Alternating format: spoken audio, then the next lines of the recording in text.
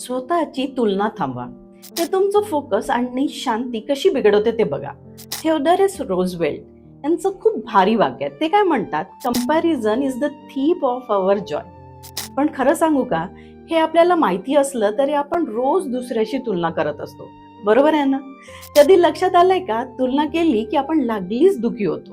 कोणाचं घर आपल्यापेक्षा मोठं असेल तर, कोणाचे कपडे ब्रँडेड असतील तर, कोणाचा फोन नवीन, हे पाहून आपल्याला लक्ष आपोआपच त्यांच्याकडे जातं.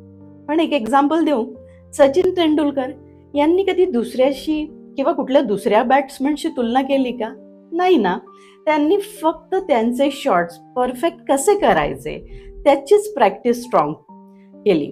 कशी ठेवायची फक्त यावरच फोकस केला. आपण सुद्धा हेच करू शकतो.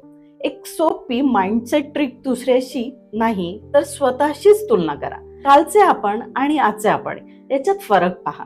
आज तू थोडं जास्त शिकलायस का, थोडं जास्त काम केलंयस का, बस पुरे. आज अजून एक ट्रिक सांगते. आठवड्यातनं एक दिवस ठेवा, कंपॅरिझन डिटॉक्स डे. त्या दिवशी सोशल मीडिया स्किप करा. इंस्टाग्राम, फेसबुक, रील्स काहीच नाही.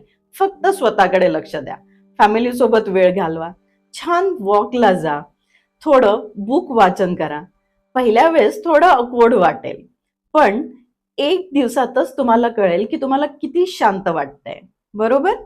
तुलना थांबवा, तर लक्ष वाढेल आणि मनही शांत राहील. अशा छोट्या पण कामी येणाऱ्या माइंड हॅक्ससाठी मला फॉलो करा आणि आपले हे रील्स नक्की शेअर करा.